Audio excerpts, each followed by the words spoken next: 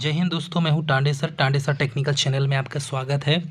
CSIR केंद्रीय इलेक्ट्रॉनिकी अभियांत्रिकी अनुसंधान संस्थान के द्वारा वैकेंसी जारी की गई है और ये विज्ञान और प्रौद्योगिकी मंत्रालय ministry of science and technology Bharat सरकार के पर इसमें आता है।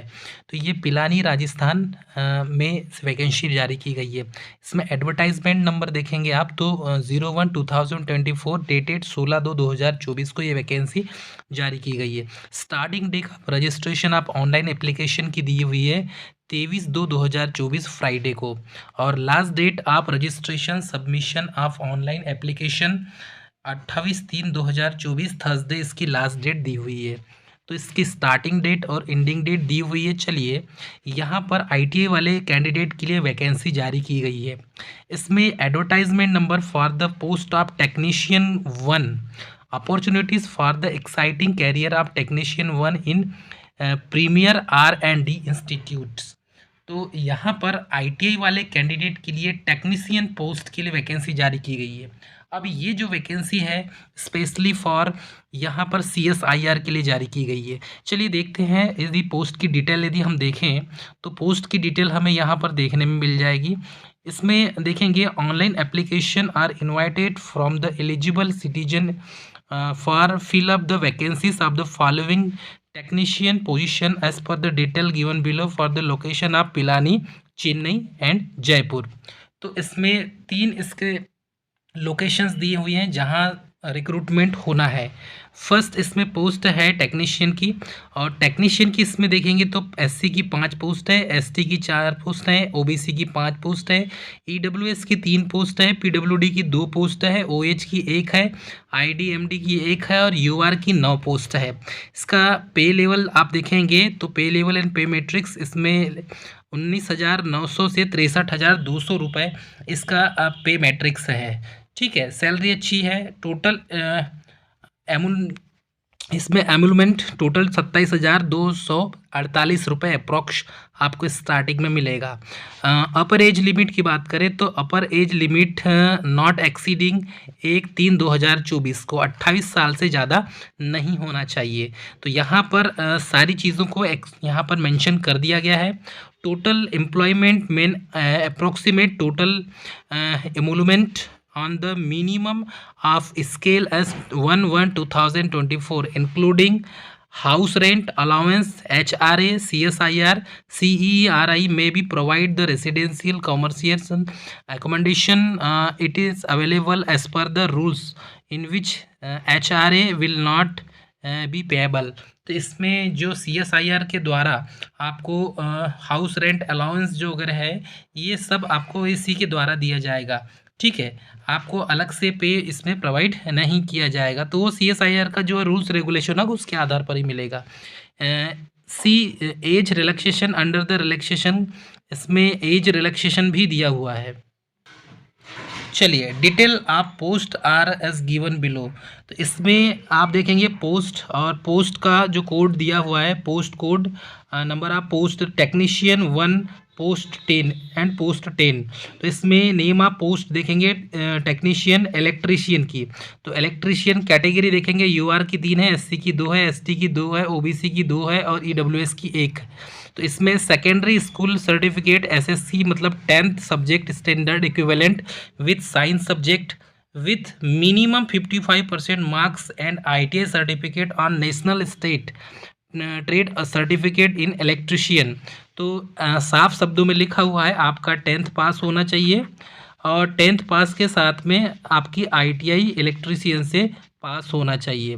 ठीक है, और ये भी जो इलेक्ट्रीशियन से ITI जो आपने किया है वो स्टेट और सेंट्रल दोनों से चल जाएगा, मतलब NCVT भी चल जाएगा और SCVT भी चल जाएगा, मतलब दोनों आप इसमें कैंडिडेट फॉर्म भर सकते हैं। या तो 10th standard equivalent with science subject with minimum 55% marks, 2 year full experience as apprentice trainee from the recognized institute of electrician। तो यदि आपने इलेक्ट्रीशियन से 2 साल का ट्रेनिंग किया है तो भी आप फॉर्म अप्लाई कर सकते हैं। ठीक है, लेकिन इलेक्ट्रीशियन ट्रेड वाले कैंडिडेट जो हैं वही फॉर्म अप्लाई करें तो ज़्यादा अच्छा है। या तो फिर यहाँ पर लिखा है 10th standard equivalent science subject with minimum 55% marks, 3 year work experience in electrician trade in a ministry departmental organization public sector undertaking the autonomous body under the government of India। तो यदि 3 साल का आपके पास एक्सपीरियंस सर्टिफिकेट है तो भी आप form भर सकते हैं।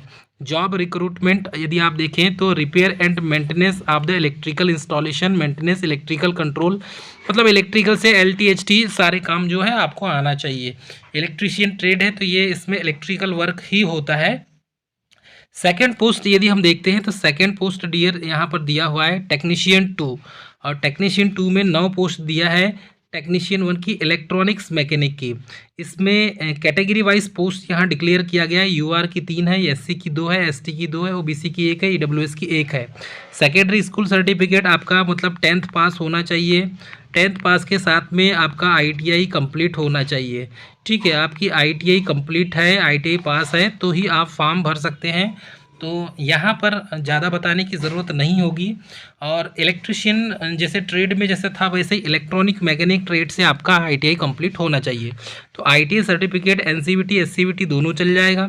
और इसमें मिनिमम 55% मार्क्स यदि आपके यहाँ 2 ईयर का आपका एक्सपीरियंस सर्टिफिकेट है इलेक्ट्रॉनिक्स मैकेनिक ट्रेड का तो भी आप फॉर्म अप्लाई कर सकते हैं। ठीक है, काम यहाँ पर क्या होगा जाएगा, PCB फैब्रिकेशन का काम, इलेक्ट्रॉनिक कंपोनेंट सुधारने का काम आपको यहाँ पर मिलेगा। ठीक है, थर्ड जो है पोस्ट यहाँ पर देखेंगे तो टेक्नीशियन थर्ड है पोस्ट 3, इसमें टेक्नीशियन कोपा। तो कोपा ट्रेड से इसमें भी कैटेगरी वाइज वैकेंसी डली हुई है। OBC की 1 है, PWD की 2 है, OH की 1 है, IDMD की 1 पोस्ट इसमें डिक्लेयर की गई है। Secondary school certificate SSC plus जिसे 10th कहा जाता है, और इक्विवेलेंट विथ साइंस सब्जेक्ट के इक्विवेलेंट होना चाहिए with minimum 55% marks. IT certificate SC ST का कोपा का होना चाहिए। तो आपका कोपा कंप्लीट होना चाहिए, चाहे वो NCVT हो या SCVT हो, दोनों चल जाएगा। ठीक है, इसका साथ में आपका 10th पास होना अनिवार्य है। काम आपको क्या दिया जाएगा, तो इलेक्ट्रॉनिक डाटा एंट्री ऑपरेटर का आपको काम दिया जाएगा। सारे चीज़ों का आपको ये पहले से ही पता है।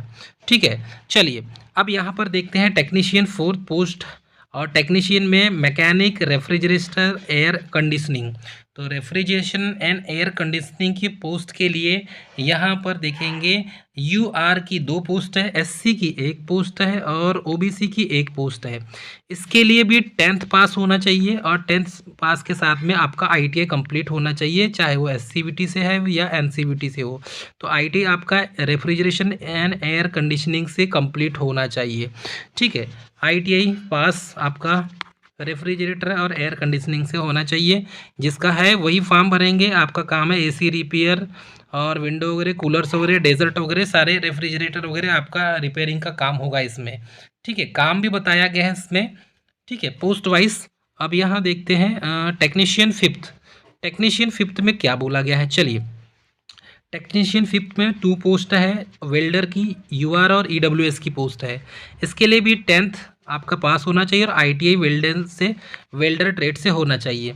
तो 10th पास है, बिल्कुल है। फिर आपके पास ITI है, वो भी वेल्डर ट्रेड से, तो ही आप फॉर्म भर सकते हैं। अभी वेल्डर ट्रेड से चाहे NCVT हो या SCVT हो, दोनों हैं तो आप फॉर्म भर सकते हैं। ठीक है, या तो फिर आपके पास एक्सपीरियंस होना चाहिए 2 साल का मिनिमम 55% के साथ में, साइंस सब्जेक्ट से 55% से आपका होना चाहिए, और फुल टाइम एक्सपीरियंस होना चाहिए वेल्डर ट्रेड का कहीं से, तो आप फॉर्म भर सकते हैं। काम आपका है वेल्डिंग का, एलॉय मेंटेनेंस का, वेल्डिंग सिस्टम का काम है आपका। सिलेक्शन प्रोसीजर की बात करें डियर कैंडिडेट, तो सिलेक्शन प्रोसीजर में the candidate as recommended for the screening committee invite for the trade test. ठीक है, ट्रेड टेस्ट तो होगा ही, उसके साथ में who's qualify the trade test will be invited the competitive written examination. तो CBT एग्ज़ाम तो होगा ही डियर कैंडिडेट, उसके बाद स्किल टेस्ट होगा आपका। ठीक है, ये 2 टेस्ट होंगे तभी आपका सिलेक्शन होगा। और यहाँ पर मोड ऑफ एग्जामिनेशन का देखेंगे तो paper 1, paper 2, paper 3, 3 paper 2, 3 will be, यहाँ पर कैंडिडेट को आपको क्वालिफाई करना होगा। ठीक है, mode of examination OMR based होगा, ऑब्जेक्टिव टाइप क्वेश्चन होंगे इसमें। और paper the final merit list will be prepared only on the basis of the marks obtained by the candidate paper 2 और पेपर 3। 2 पेपर जो होंगे आपके उसके आधार पर ही फाइनल लिस्ट बनेगी। ठीक है, एग्जामिनेशन OMR शीट में होगा। Medium of question will be set for English and Hindi, दोनों में होगा। Standard of exam SSC plus ITI और 12th का स्टैंडर्ड, यही पैटर्न होगा, उससे ज़्यादा कुछ एक्स्ट्रा दिएगा नहीं। जो ट्रेड होंगे रेलिवेंट ट्रेड वाले, तो उसी ट्रेड से आपको वैकेंसी भरना है। टोटल नंबर आप क्वेश्चन देखेंगे तो 150 मिलेगा। टोटल टाइम अलॉटेड 2 घंटा 30 मिनट, मतलब 2.5 घंटा बहुत टाइम है आपके पास ट्रेड के सब्जेक्ट, अपने इलेक्ट्रीशियन, फीटर, वेल्डर, जो भी ट्रेड हैं आपके, सारे ट्रेड के आपको क्वेश्चन यहाँ पर दिए जाएंगे। ठीक है, उसके बाद पेपर 1 के लिए टाइम अलॉटेड 1 घंटा होगा। इसमें मेंटली एबिलिटी टेस्ट होगा, 50 क्वेश्चन होंगे और 10 मार्क्स का होगा। ठीक है, नो नेगेटिव मार्किंग। उसके बाद देखेंगे पेपर टू में डियर कैंडिडेट यहाँ पर दिया हुआ है। पेपर 2 में टाइम अलॉटेड 30 मिनट्स मिलेगा। जनरल अवेयरनेस के 25 क्वेश्चन मिलेंगे। इंग्लिश लैंग्वेज का 25 क्वेश्चन है। मैक्सिमम मार्क्स देखेंगे तो 75 का होगा और इसका भी 75 का होगा। No negative marking. ठीक है, 1 negative marks for every wrong answer, तो ये इंग्लिश में नेगेटिव मार्किंग है। ठीक है, और जनरल अवेयरनेस में भी 1 negative marks for every wrong answer, तो इसमें भी नेगेटिव मार्किंग है। मतलब पेपर सेकंड पेपर में नेगेटिव मार्किंग है। ठीक है, ये याद रखना है आपको। अब थर्ड देखते हैं, तो थर्ड सब्जेक्ट में भी नेगेटिव मार्किंग है।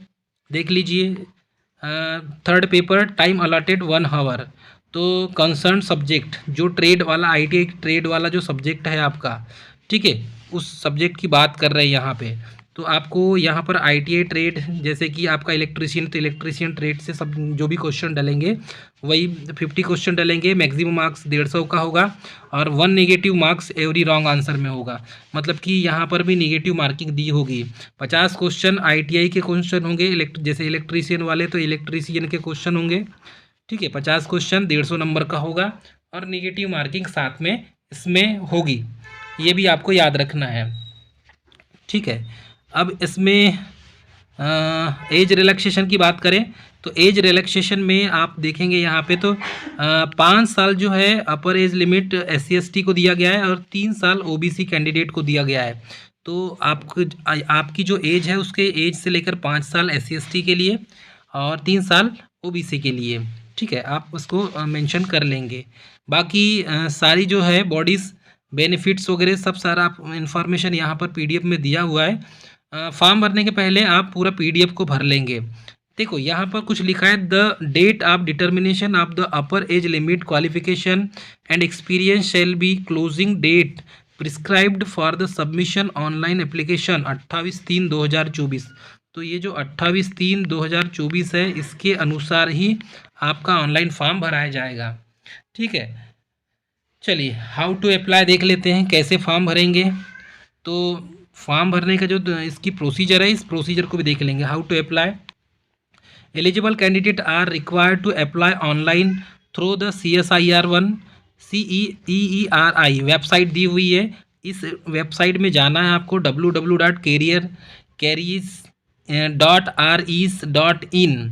Recruitment, no other mode of application will be intimated. तो आपको ऑनलाइन ही भरना है फॉर्म, ऑफलाइन फॉर्म नहीं भरना है।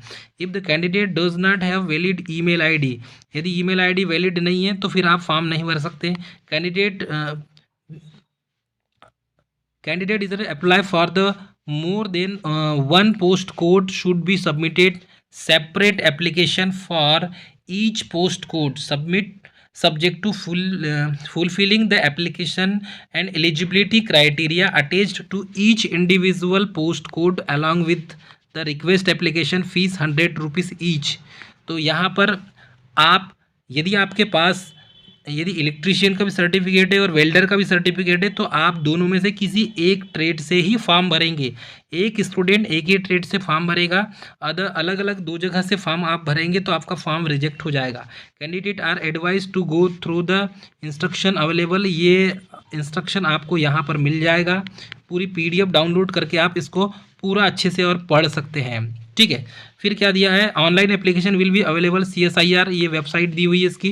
इस वेबसाइट में जाइए, ओपन होगा ये 23/2/2024 फ्राइडे से 9:30 बजे से और क्लोजिंग इसकी डेट जो होगी 28/3/2024 थर्सडे 6 बजे क्लोजिंग हो जाएगी।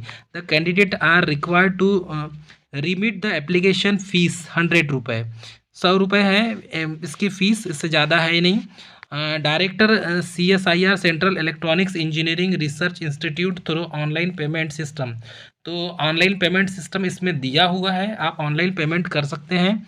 और NEFT बैंक से ट्रांसफ़र, नेट बैंकिंग जो भी आपके पास है आप उससे कर सकते हैं, या तो फिर यहाँ पर बैंक का जो है डिटेल दिया हुआ है, bank name state bank of India, account number. आप ऑफलाइन भी पेमेंट कर सकते हैं, IFSC कोड दिया हुआ है, ब्रांच कोड दिया है, इससे भी आप ऑनलाइन पेमेंट कर सकते हैं। ठीक है, यदि आपके पास यूनो ऐप चलाते हैं तो आप उसको अकाउंट नंबर लगता है, अकाउंट नंबर से डायरेक्ट पेमेंट कर सकते हैं। ठीक है, इसमें आपको बार कोड वगैरह QR कोड वगैरह नहीं दिया हुआ है, तो आप इसमें डिटेल में जाके आप यहाँ से पेमेंट कर सकते हैं। ठीक है, हाँ, साफ शब्दों में लिखा है SC ST PWD women CSIR employee abroad candidate are exempted from the payment of application fees. तो SC ST कैंडिडेट को तो फीस नहीं लगने वाली है, इसलिए निश्चिंत रहें SC ST कैंडिडेट वाले। और वोमेन कैंडिडेट किसी भी कैटेगरी की हो, आपको यहाँ पर पैसा नहीं लगने वाला है। ठीक है, और डॉक्यूमेंट्स रिक्वायर्ड आपके पास क्या क्या होना चाहिए देख लीजिए। ठीक, डॉक्यूमेंट्स में क्या क्या लगेंगे आपके पास 10th 12th, ठीक है, intermediate, graduation, post graduation, caste certificate, experience certificate, no objection certificate और हायर क्वालिफिकेशन रिलेटेड सर्टिफिकेट आपके पास होना चाहिए। PW वाला कैंडिडेट है तो PWD सर्टिफिकेट लगाएंगे आप। ठीक है, सारी जो है इन्फॉर्मेशन यहाँ पर डाल दी गई है, आपको आप देख सकते हैं, ये पूरी इन्फॉर्मेशन है। यहाँ पर साफ शब्दों में लिखा है convincing if in any form and bringing any influence political or otherwise will be treated as a disqualify for the post। यदि आप कोई राजनीति लगाते हैं तो आपको डिस्क्वालीफाइड कर दिया जाएगा। ठीक है, यहाँ पर साफ शब्दों में लिखा हुआ है आप सभी को any future information regarding the advertisement date like सब ट्रेड वाइज और एग्जामिनेशन टेस्ट सारी जो है ये आपको इस वेबसाइट पर प्राप्त होगी, तो इस वेबसाइट को आप विजिट कर सकते हैं। हाँ, जिस स्टूडेंट को फॉर्म भरते नहीं आता, निकटतम कैफ़े में जाके आप फॉर्म भर सकते हैं। ये थी CSIR के द्वारा ITI वाले कैंडिडेट के लिए निकाली गई वैकेंसी। डियर स्टूडेंट, यदि हमारा वीडियो अच्छा लगा हो या आप चैनल में नए हो तो हमारे चैनल को सबसे पहले तो फटाफट सब्सक्राइब, लाइक और शेयर कर दें। मिलेंगे नेक्स्ट वीडियो में पल पल के अपडेट के लिए, तब तक के लिए जय हिंद।